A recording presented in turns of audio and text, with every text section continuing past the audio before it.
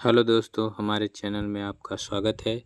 दोस्तों, आज हम बात करें कोशिका द्रव के बारे में। तो कोशिका द्रव क्या होता है, चलिए समझते हैं। जीव द्रव का वह भाग जो कोशिका भित्ति एवं केंद्रक के बीच होता है, उसे कोशिका द्रव कहते हैं। यानी कोशिका द्रव किसे कहते हैं? तो जीव द्रव का वह भाग जो कोशिका भित्ति एवं केंद्रक के बीच होता है।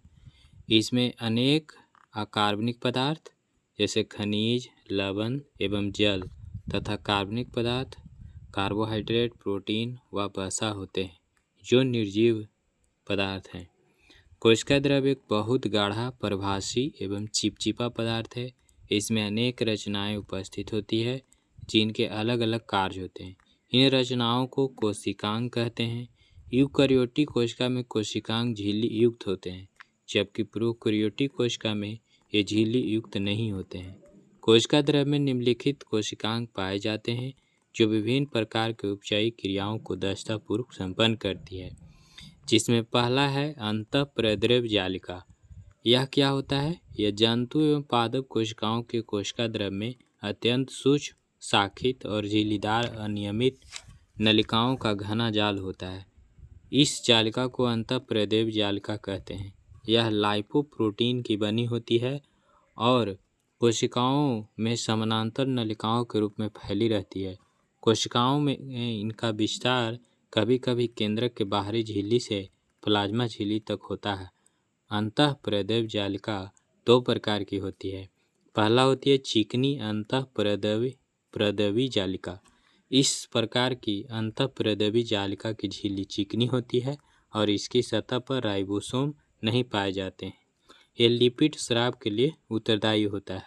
दूसरा जो होता है खुरदरी अंतःप्रद्रवी जालिका। इस प्रकार की प्रद्रवी जालिका की बाहरी झिल्ली के ऊपर छोटे छोटे कण पाए जाते हैं जिन्हें राइबोसोम कहते हैं। ये प्रोटीन संश्लेषण के लिए उत्तरदायी होता है। अंतःप्रद्रवी जालिका अंतःकोशिकीय परिवहन तंत्र का निर्माण करती है। चिकनी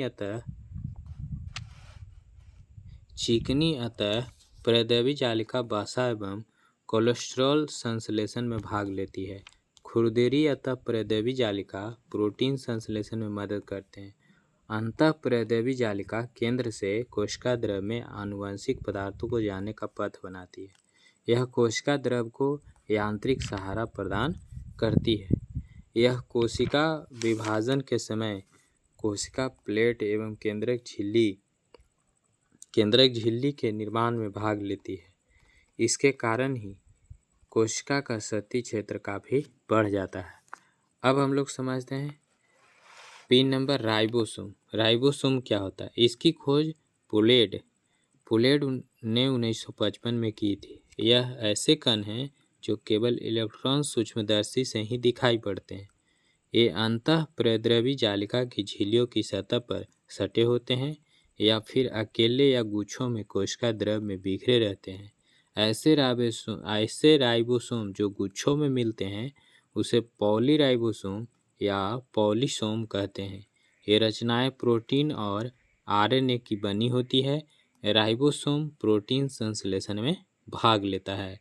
तो आज तक यहीं तक हम समाप्त करते हैं और फिर मिलते हैं हम अगले वीडियो में।